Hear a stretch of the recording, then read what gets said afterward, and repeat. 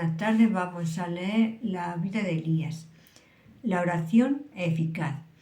Al cerrar el capítulo anterior, nos ocupábamos de la oración que Elías elevó en el monte Carmelo. Esa súplica del profeta requiere un atento examen por cuanto prevaleció y consiguió una respuesta milagrosa. Hay dos razones principales de que tanto de las oraciones del pueblo de Dios sean infructuosas. Primera, porque no cumple los requisitos de la oración aceptable. Y segunda, porque no son según la Escritura. Es decir, no son según el patrón de las oraciones registradas en la Santa Palabra. Entrar en todos los detalles acerca de los requisitos que debemos llenar y las condiciones que debemos cumplir para que Dios nos oiga y se muestre con potencia en favor nuestro. Nos llevaría lejos. Con todo, creemos que este es un lugar apropiado para decir algo acerca de este tema tan altamente importante y por demás práctico, y al menos mencionar algunos de los requisitos principales de acceso al trono de la gracia. La oración es uno de los privilegios más prominentes de la vida cristiana. Es el medio designado para el acceso experimental a Dios, para que el alma se acerque a su Creador y para que el cristiano tenga comunión espiritual con su Redentor. Es el canal por el que hemos de procurarnos las provisiones necesarias de gracia espiritual y misericordias temporales. Es la vía por la cual hemos de dar a conocer nuestra necesidad al Altísimo y buscarle para que nos la alivie. Es el canal por el que la fe asciende al cielo y los milagros descienden a la tierra. Mas si ese canal está obstruido, la provisión se detiene.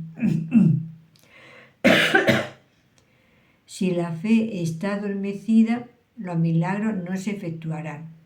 En la antigüedad, Dios había dicho a su pueblo: vuestras iniquidades han hecho división entre vosotros y vuestro Dios, y vuestros pecados han hecho ocultar su rostro de vosotros para no oír. Isaías 59, 2. Es distinto hoy en día. También dijo: vuestras iniquidades han estorbado estas cosas.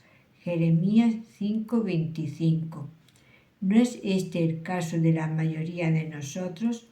Hemos de reconocer que nosotros nos hemos rebelado y fuimos desleales. Tú no perdonaste, te cubriste de nube, porque no pasase la oración nuestra.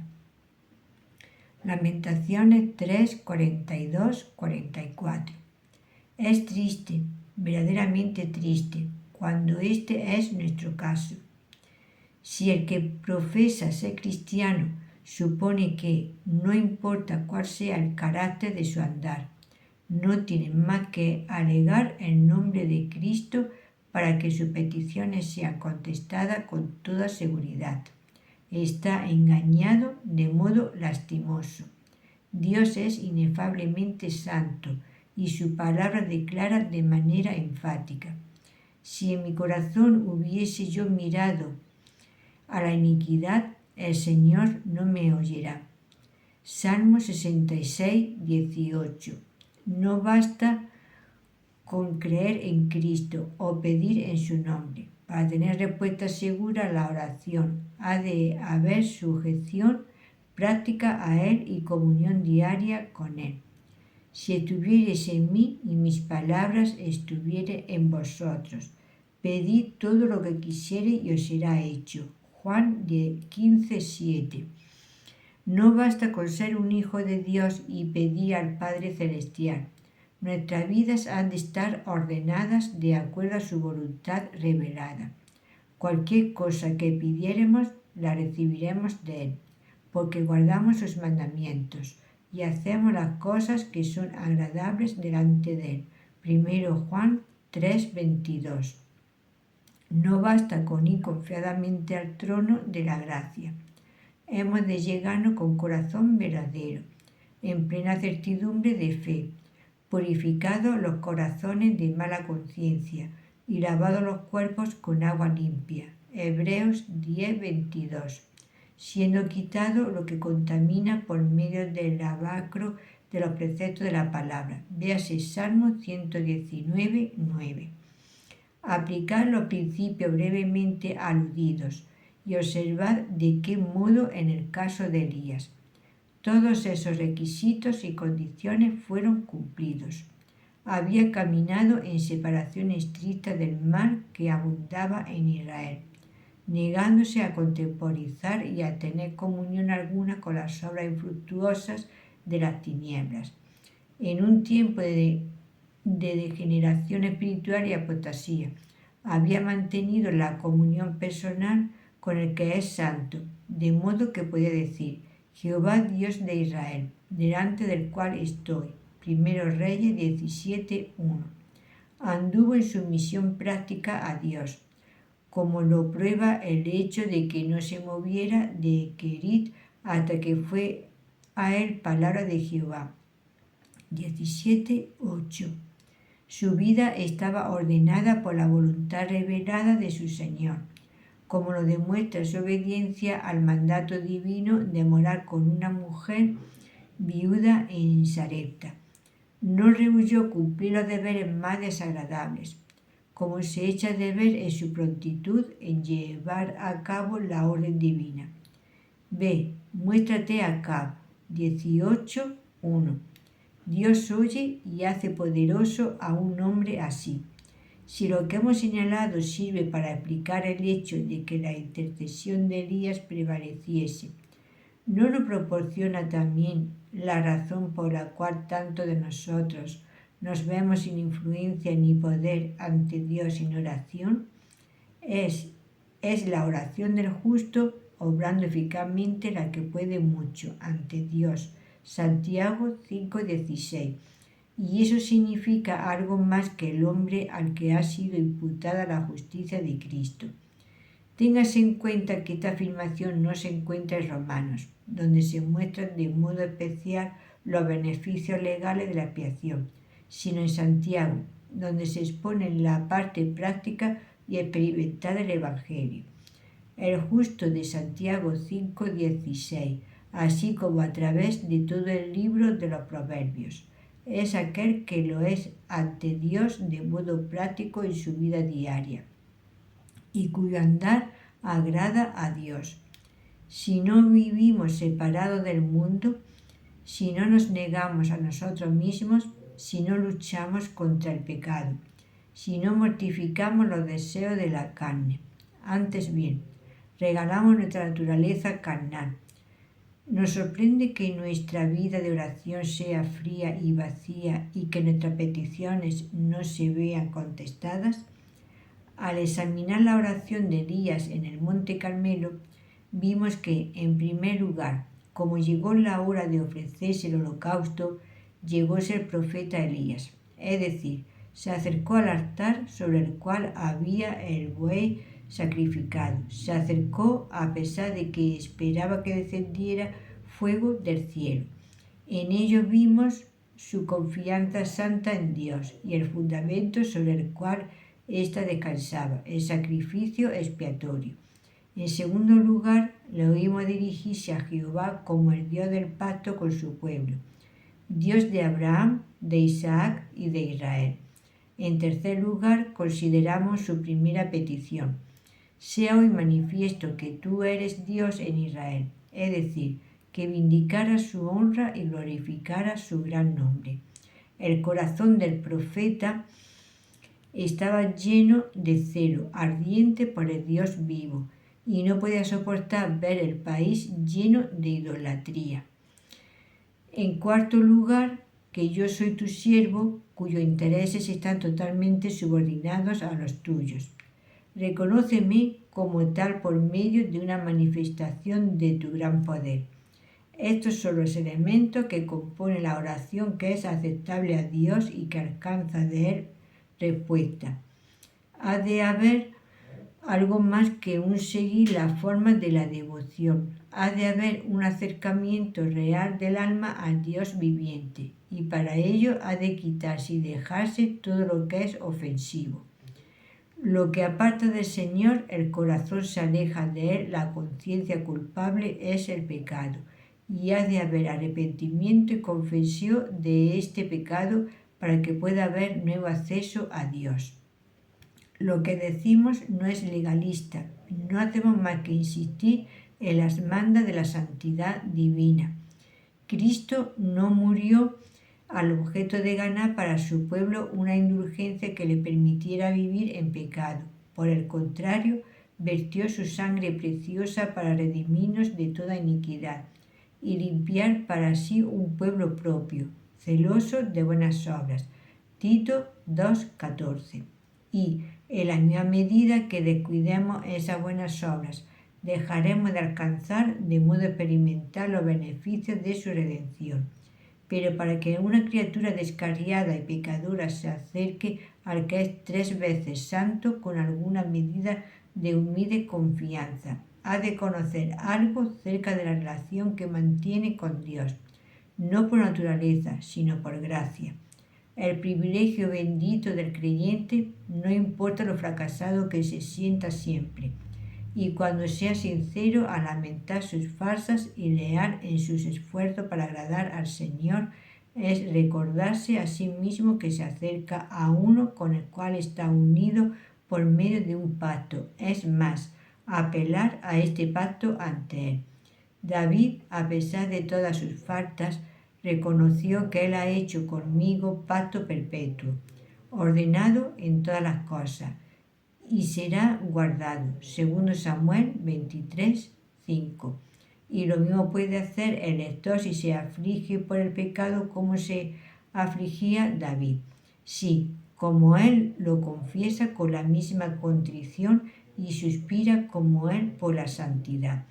Nuestra oración es muy diferente cuando podemos abrazar el pacto de Dios, seguros de nuestro interés personal en Él, cuando pedimos el cumplimiento de la promesa del pacto. Jeremías 32, 40, 41. Hebreos 10, 16, 17. Por ejemplo, presentamos una razón que Dios jamás rechazará porque no puede negarse a sí mismo. Hay aún otra cosa que es indispensable para que nuestras oraciones tengan la aprobación divina. El móvil que las impulsa y la petición en sí deben ser correctos. Es en este punto que hay tantos que llenan como está escrito. Pedís y no recibís, porque pedís mal, para gastar en vuestros deleites. Santiago 4:3.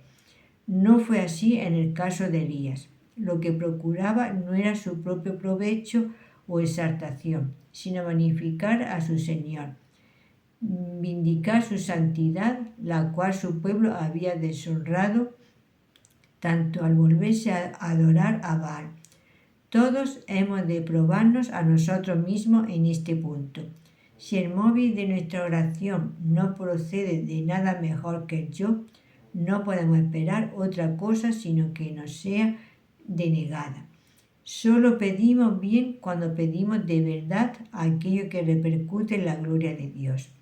Esta es la confianza que tenemos en Él, que si demandáremos alguna cosa conforme a su voluntad, Él nos oye. 1 Juan 5:14.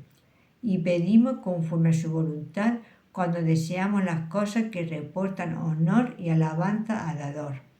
Mas, cuánta carnalidad hay en muchas de nuestras oraciones. Finalmente, para que nuestra oración sea aceptable a Dios, ha de provenir de quien puede declarar con verdad: yo soy tu siervo, es decir, uno que está sometido a la autoridad de otro, que toma un lugar subordinado, que está bajo las órdenes de su amo, que no tiene voluntad propia y cuyo anhelo constante es agradar a su Señor y defender sus intereses. Y, sin duda alguna, el cristiano no pondrá inconveniente en que ello sea así. ¿No fue esta la actitud del Redentor? ¿No tomó el Señor la gloria en la forma de siervo? Filipenses 2:7, conduciéndose como tal en la tierra. Si mantenemos el carácter de siervo al acercarnos al trono de la gracia, evitaremos la irreverencia descarada que caracteriza a tanto del llamado orar de nuestros días. En lugar de exigir o de hablar a Dios como si fuésemos sus iguales, presentaremos humildemente nuestras peticiones. ¿Y cuáles son las cosas más importantes que desea un siervo? El conocimiento de lo que su amo requiere y qué se necesita para llevar a cabo sus órdenes. Y que por mandato tuyo he hecho todas estas cosas. Primero Reyes 18:36. Y como llegó la hora de ofrecerse el holocausto, llegóse el profeta Elías y dijo: Jehová, Dios de Abraham, de Isaac y de Israel, sea hoy manifiesto que tú eres Dios en Israel, y que yo soy tu siervo, y que por mandato tuyo he hecho todas estas cosas. Esto fue presentado por el profeta como un ruego adicional, que Dios enviara fuego del cielo en contestación a sus súplicas, como testimonio de su fidelidad a la voluntad de su Señor. Fue en respuesta a las órdenes divinas que el profeta había detenido la lluvia, hecho reunir a todo el pueblo de Israel y a los falsos profetas, y propuesto celebrar un juicio público o prueba para que, por medio de una señal visible del cielo, pudiera saberse quién era el verdadero Dios. Todo ello lo había hecho, no por sí mismo, sino bajo la dirección de lo alto. Cuando podemos alegar ante Dios nuestra fidelidad a sus mandamientos, nuestras peticiones cobran gran fuerza. Dijo David al Señor: aparta de mí oprobio y menosprecio, porque tus testimonios he guardado, y allegándome he de tu testimonio, oh Jehová, no me avergüences. Salmo 119, 22, 31. Que un siervo actúe sin que su amo se lo haya ordenado es obstinación y presunción. Los mandamientos de Dios no son penosos para aquellos cuyas voluntades están rendidas a Él, y en guardarlos hay grande galardón. Salmo 19, 11. Tanto en esta vida como en la venidera, como experimenta toda alma obediente. El Señor ha declarado: yo honraré a los que me honran. 1 Samuel 2:30. Y Él es fiel para cumplir sus promesas. El modo de honrarle es andar en sus preceptos. Esto es lo que Elías había hecho, y ahora contaba con que Jehová le honraría concediéndole su petición. Cuando el siervo de Dios tiene el testimonio de una buena conciencia del Espíritu de que está haciendo la voluntad divina, puede sentirse con razón invencible los hombres, las circunstancias y la oposición de Satanás. No cuenta más que la paja de la era. La palabra de Dios no volverá a él vacía. Su propósito se cumplirá, aunque pase los cielos y la tierra. Esto también era lo que llenaba el corazón de Elías de seguridad y sosiego en esa hora crucial. Dios no iba a burlarse de quien le había sido fiel. Respóndeme, Jehová, respóndeme, para que conozca este pueblo que tú, oh Jehová, eres el Dios. Versículo 37. ¿Cómo respiran estas palabras de la intensidad y vehemencia del celo del profeta por el Señor de los ejércitos? No era una mera petición de labios, sino una súplica, una ferviente súplica. La repetición de la misma da a entender de qué modo más verdadero y profundo estaba agobiado su corazón. No podía soportar que su Señor fuera deshonrado por doquiera. Suspiraba por verle vindicarse a sí mismo. Respóndeme, Jehová, respóndeme, era el clamor ferviente de un alma encerrada. Su celo e intensidad, como pone en evidencia en la frialdad de nuestras oraciones. Solo el clamor genuino de un corazón agobiado llega a los oídos de Dios. Es la oración del justo, obrando eficazmente lo que puede mucho. ¿Cuánto necesitamos buscar la ayuda del Espíritu Santo? Porque solo Él puede inspirar en nosotros la oración verdadera. Para que conozca este pueblo que tú, oí Jehová, eres el Dios. He aquí el anhelo supremo del alma de Elías, que fuera demostrado de modo abierto e incontrovertible que Jehová, y no Baal ni ningún otro ídolo, era el verdadero Dios. Lo que dominaba el corazón del profeta era el anhelo de que Dios fuera glorificado. ¿No es así con todos los verdaderos siervos? Están dispuestos a sufrir todas las penalidades y contentos de consumirse y ser consumidos, si con ello es magnificado el Señor. Porque yo no solo estoy presto a ser atado, mas aún morí a Jerusalén por el nombre del Señor Jesús. Hechos 21:13.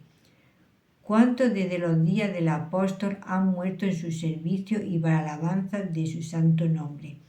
Este es también el deseo más profundo y constante de todo cristiano que no se halla en una condición de apartamiento o rebeldía. Todas sus peticiones procede y se centra en esto, que Dios sea glorificado. Han bebido en alguna medida del Espíritu del Redentor. Padre, glorifica a tu Hijo, para que también tu Hijo te glorifique a ti. Juan 17:1. Cuando este es el móvil de nuestra petición, la respuesta es cierta. Y tú volviste atrás el corazón de ellos. Versículo 37. Atrás de seguir objetos prohibidos, atrás de Baal, al servicio y al culto del Dios verdadero y vivo. Aparte de la gloria de su Señor, el anhelo más hondo del corazón de Elías era que Israel fuera librado del engaño de Satanás. No era un hombre concentrado en sí mismo y egoísta, indiferente a la suerte de sus semejantes. Por el contrario, estaba ansioso de que lo que satisfacía tan plenamente su propia alma fuera también la porción y el bien supremo de ellos. Y decimos de nuevo, ¿no es ello verdad de todos los verdaderos siervos y santos de Dios? Aparte de la gloria de su Señor, lo que tienen más cerca del corazón y constituye el objeto constante de sus oraciones es la salvación de los pecadores, para que sean vueltos atrás de sus caminos malos y locos, llevados a Dios. Fijémonos bien en las dos palabras que escribimos en cursiva, y que tú volviste atrás el corazón de ellos. Otra cosa que no sea el corazón vuelto a Dios valdrá de nada en la eternidad, y nada que no sea Dios obrando por su gran poder puede efectuar ese cambio. Después de haber considerado en detalle y extensamente cada una de las peticiones de la oración prevaleciente de Elías, permítasenos llamar la atención a otra característica de la misma su brevedad. No ocupa más que 2 versículos en nuestra Biblia y solo contiene 58 palabras en la traducción española. Qué contraste con las oraciones prolongadas y tediosas que se oyen en muchos lugares hoy en día. No te des prisa con tu boca ni tu corazón se apresure a proferir palabras delante de Dios, porque Dios está en el cielo y tú sobre la tierra. Por tanto, sean pocas tus palabras. Eclesiastés 5:2. Los versículos como este parecen no existir para la mayoría de predicadores. Una de las características de los escribas y los fariseos era que por el pretexto, para impresionar a la gente con su piedad, hacen largas oraciones. Marcos 12:40. No queremos desestimar el hecho de que el siervo de Cristo, cuando goza de la unción del Espíritu, puede disfrutar de gran libertad para verter su corazón extensamente. Empero ello es la excepción que confirma la regla, como demuestra claramente la palabra de Dios.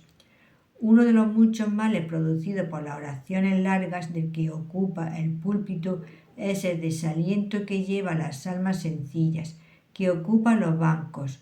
Están expuestas a llegar a la conclusión de que, Si cuando oran en privado no pueden hacerlo con aquella prolijidad, es debido a que el Señor rehúsa darles el espíritu de oración. Si alguno de los lectores está angustiado a causa de esto, le rogamos que haga un estudio de las oraciones registradas en las Sagradas Escrituras, tanto en el Antiguo como en el Nuevo Testamento, y descubrirá que casi todas Elías son extremadamente cortas. Todas las oraciones que alcanzaron respuestas tan extraordinarias del cielo fueron como esta de Elías, breves y atinadas, fervientes pero definidas. Dios jamás oye a nadie a causa de la multitud de sus palabras, sino solo cuando su petición proviene del corazón, cuando está movida por el deseo de la gloria del Señor y cuando se presenta con una fe como de niño. Que el Señor nos libre por su misericordia de la hipocresía y el formalismo y nos haga sentir un deseo profundo de clamar: Señor, enséñanos no cómo orar, sino a orar. Si te ha gustado, le puedes dar a la campanita y un like y sígueme. Y también podéis seguir en TikTok como Las Cosas de Abby. Y mi nombre es María Virtud de Berenguer Segura.